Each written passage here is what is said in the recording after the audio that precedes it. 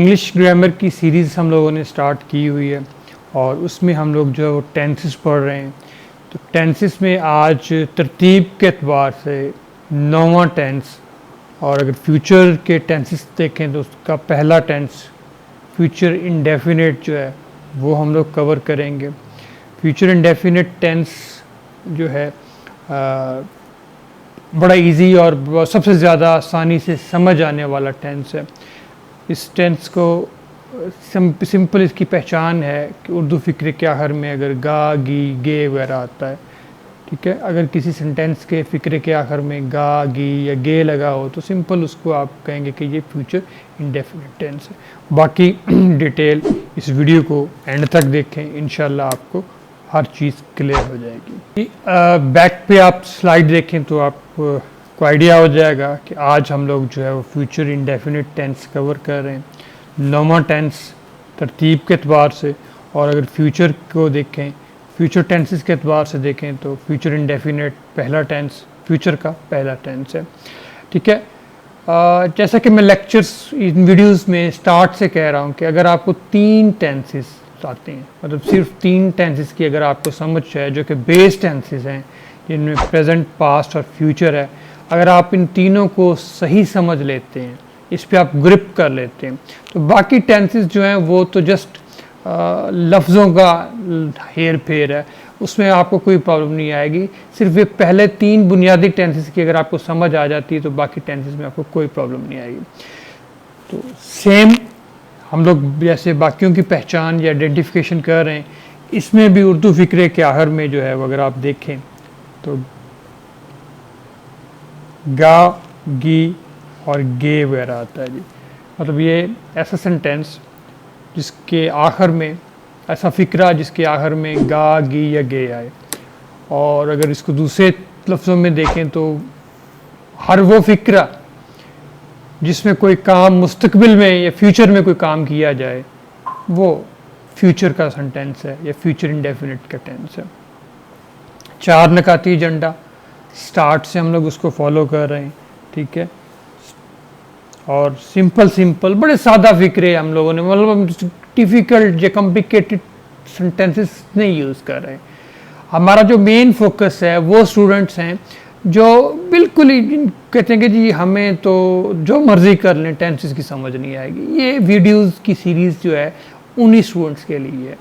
और उम्मीद करता हूँ मुझे उम्मीद है, आई एम फुली कॉन्फिडेंट कि वो अगर 12 की 12 वीडियोस, ये मेरी पूरी ग्रामर की वीडियोस देखेंगे तो मैं इंशाल्लाह चैलेंज करता हूँ कि उनको जो है वो ग्रामर में कोई प्रॉब्लम नहीं आएगी। सो 4 नकाती एजेंडे पे हम लोग इसको फॉलो करते हुए सबसे पहला जो है वो एजेंडा क्या था, फ़िक्रे में कोई वर्ब एक्शन होना चाहिए, ठीक है।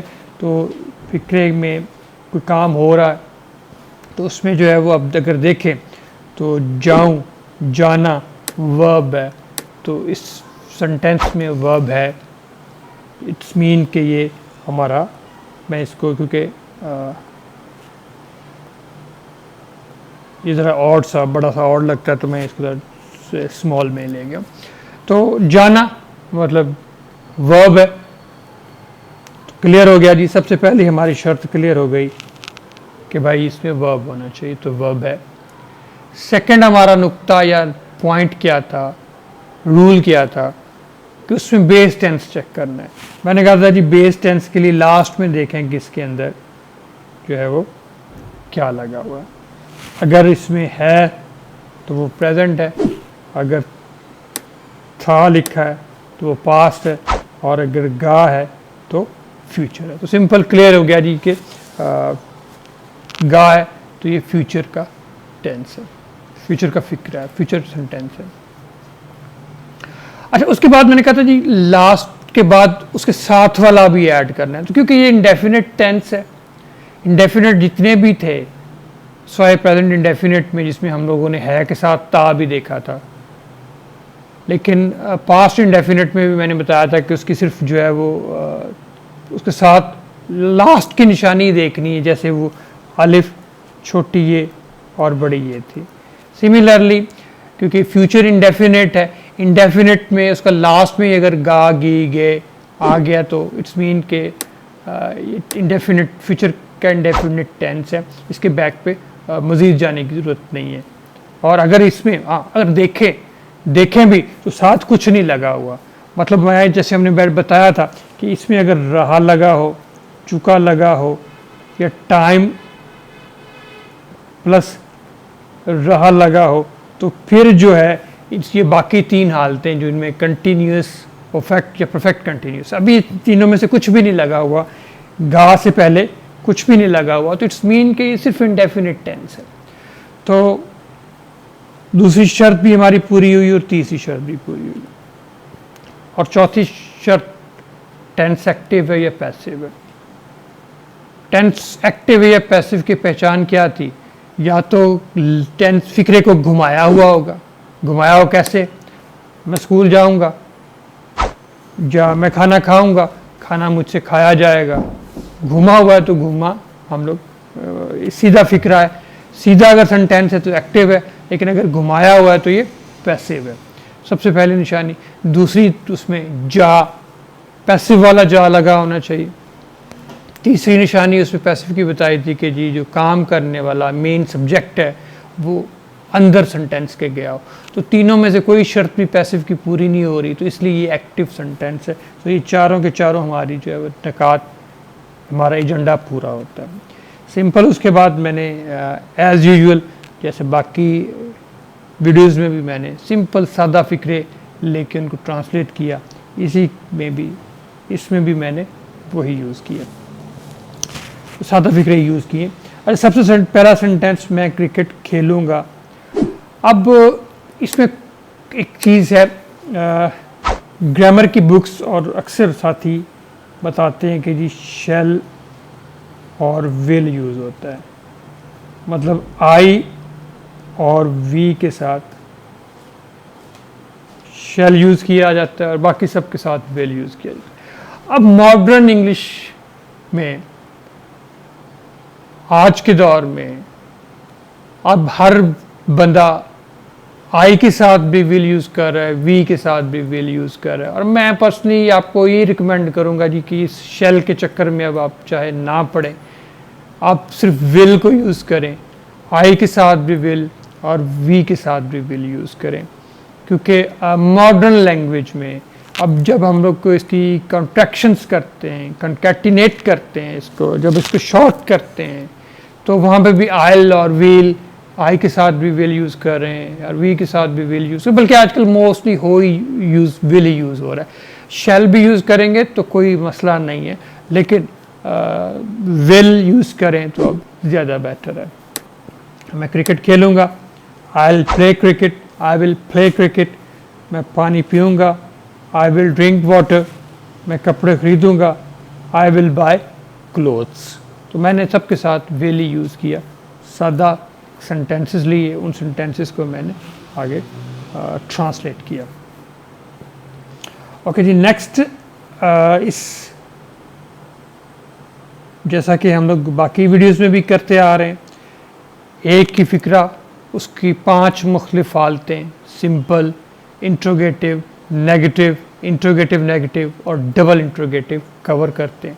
सिमिलरली इसकी एक्सरसाइज में भी हमने यही काम किया।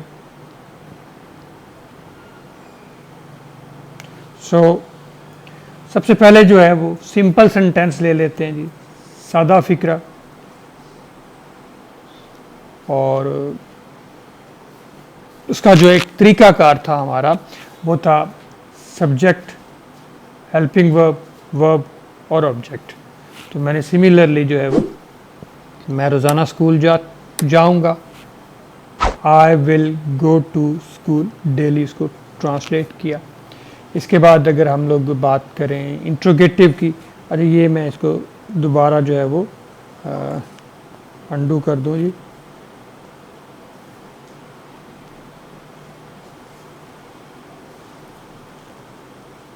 तो काफ़ी इरिटेट करता है जब ये बड़ा सा, हाँ जी। तो मैं ये सेंटेंस यूज़ कर रहा हूँ, उसी को मैंने जो है वो, मैं रोज़ाना स्कूल जाऊंगा, I will go to school daily. अच्छा, अब मैं इंट्रोगेटिव सेंटेंस बना रहा हूँ इसका, क्या मैं रोज़ाना स्कूल जाऊंगा?